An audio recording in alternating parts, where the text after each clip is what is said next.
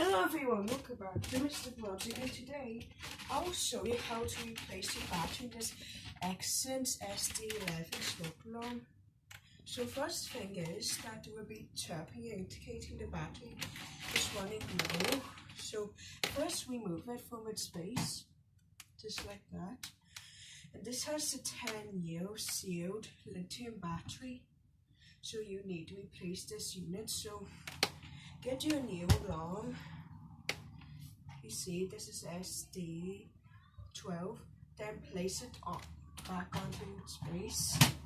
Then test your alarm.